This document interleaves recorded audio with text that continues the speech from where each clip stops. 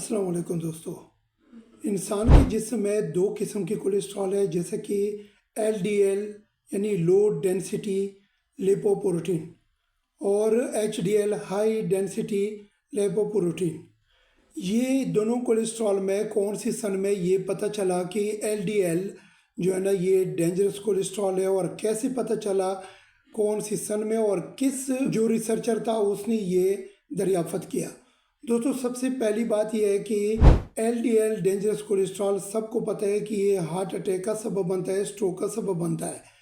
तो आओ जान लेते हैं 1955 में जब एक पेशेंट यानी एक मरीज़ एक सर जॉन गवर्नमेंट जो है उसके पास आया, और वो हार्ट अटैक का पेशेंट था। जब वो मर गया तो हार्ट अटैक से, तो उसको डाउट हो गया कि ये किस वजह से, इसके ऊपर कुछ रिसर्च करना चाहिए। जब रिसर्च किया तो उसमें एलडीएल और एचडीएल जो कोलेस्ट्रॉल है, bad cholesterol LDL, HDL good cholesterol है। इन दोनों में से जब प्लाज्मा में इन दोनों को अलग किया तो एलडीएल फ्रंट पे आया, और एलडीएल कोलेस्ट्रॉल का ये पता चला कि ये जो है ना ये ब्लड सर्कुलेशन का सबब बनता है। ये यानी जो हार्ट अटैक है, ये मेन रीज़न इसका एलडीएल डेंजरस कोलेस्ट्रॉल है, जो यानी हमारे खून के रास्ते रोकते हैं।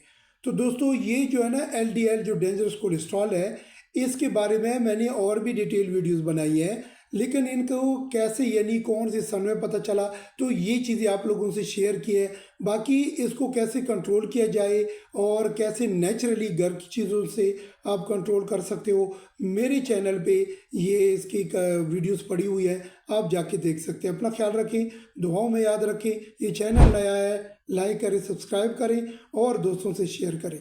Thank you.